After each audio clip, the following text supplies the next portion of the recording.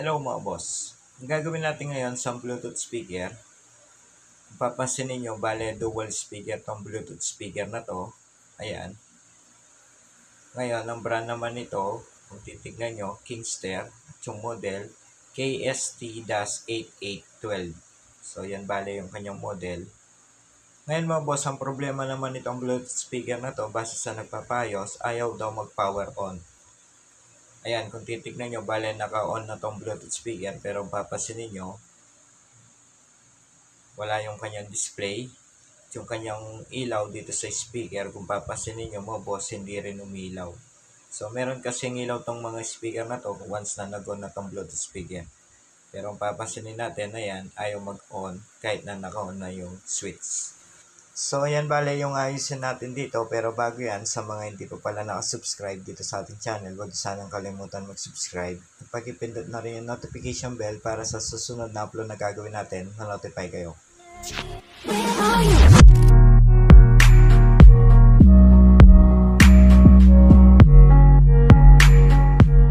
So ayan, kung titignan nyo, bale nabuksan ko na tong Bluetooth speaker. So nakita natin ang problema nitong Bluetooth speaker na to, no power. So matik kapag ganyan, i-check na muna natin yung mga basic. So basic, ito yung mga switch. Bale kung titignan nyo, ayan. So yan yung unahin natin i-check, yung main switch. Pangalawa, yung battery. So yan yung mga basic. So check natin mga boss. So, ayan, bale, check na muna natin tong main switch. Bale, ito yung kanya main switch. Ayan, gamit lang tayong tester. So, gamit natin tester tong analog tester. So, nakaset sa times 10. Ayan. So, continuity lang naman kasi yung pag-test dito mga boss, dito sa mga switch. Kung titignan nyo, bale, ito yung kanyang wire. Titignan nyo, ayan. So, bunutin na muna natin yan dito sa board bago natin i-check tong switch. Ayan.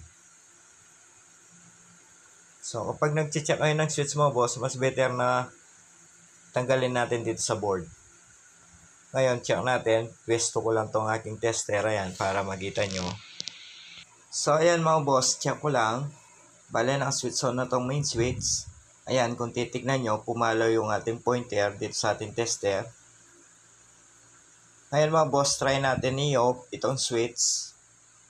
Ayan, pansinin nyo tong tester. Ayun.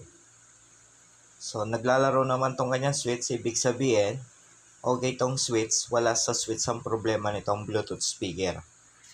So, masasabi natin na good tong kanyang switch. Ngayon, sunod naman i-check natin itong kanyang battery. Titignan naman natin tong wire nitong battery. Bale, so, ayan mga boss. Bale, ito yung kanyang wire. Bale, ito yung kanyang socket. So, bunutin din natin yan. Ayan. Ngayon, sukatin natin itong kanyang battery. Tignan natin. Baka wala ng karga to, kaya ayaw mag-on tong Bluetooth speaker.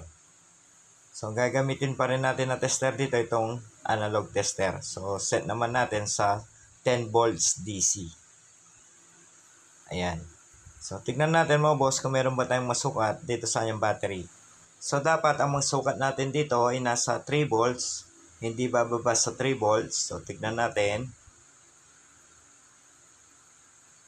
Ayun. So, titignan nyo, eksakto nasa 4 volts ang nasukat natin dito sa kanyang battery. Meaning, itong kanyang battery, full charge. So, full charge itong kanyang battery. Hindi rin natin masasabi na sa battery ang problema nitong Bluetooth speaker na to kung bakit ayaw mag-on. So, nakita natin mga boss, okay yung kanyang switch, okay yung kanyang battery. So, kapag ganyan, masasabi na natin may problema dito, nasa board. Panigurado, meron tong problema na parts dito sa kanyang board. Yan nga lang, kailangan natin munang i-check isa-isa yung mga parts dito sa kanyang board. So, kung titignan naman pala natin yung mga pyesa dito sa kanyang board, yung mga SMD, so wala naman tayo nakikitang pumutok or sunog sa mga parts. Ayan. So, bale, gagawin na lang natin dito. Bale, i-check ko na muna yung mga parts dito sa board. Ngayon, once na nakita ko na yung problema, sasabihin ko na lang sa inyo. So, ganun na lang bale gagawin natin para hindi na umaba tong ating video. So, check ko lang mga boss. A few moments later. So, ayan mga boss. Bale, okay na tong Bluetooth speaker. Bale, nakita ko na yung problema kung bakit ayaw mag-on tong Bluetooth speaker. So, hindi ko na muna sinara tong Bluetooth speaker para kahit papaano may pagkita ko sa inyo yung nakita kong problema dito sa Bluetooth speaker na yan. Ayan. So, itatry ko na muna mga boss para makita nyo na okay na tong Bluetooth speaker. Ayun. Bluetooth mode. So, nakita nyo, ayan, bale nag-on na tong Bluetooth speaker. Umilaw na rin yung kanyang ilaw, ayan. Ngayon, try na muna natin sa FM mode. FM mode.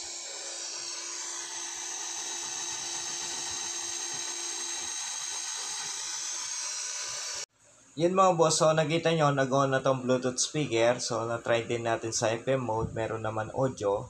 Bale, yung nakita kong problema, ayan, yung IC na yan. So, yan bale, nakita kong problema dito sa Bluetooth speaker na to kung bakit ayaw mag-on yung IC na yan.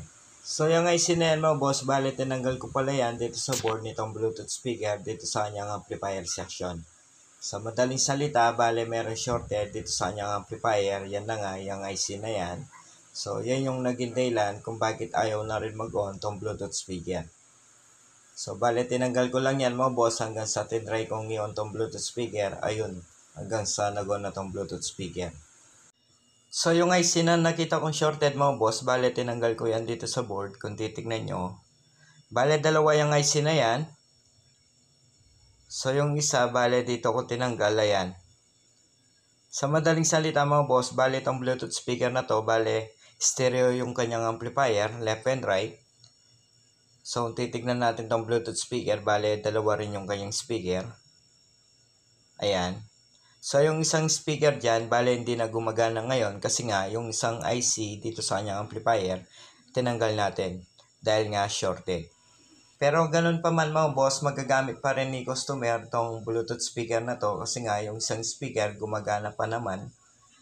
Yun nga lang, kakausapin ko mga boss kung okay na tong Bluetooth speaker para sa kanya, kung okay lang ba na isa lang yung gumagana na speaker. Ngayon, kapag hindi okay para sa kanya, so no choice, kailangan natin maghanap ng IC na pwedeng pamalit natin dito sa Bluetooth speaker na to. So, pwede naman natin ipagsama na lang yung dalawang speaker na yan, itong Bluetooth speaker sa isang amplifier nitong Bluetooth speaker. Yun nga lang, hindi ko ginawa mga boss, baka masira lang din yung isang amplifier nitong Bluetooth speaker. Lalo na mali lang yung IC nitong Bluetooth speaker.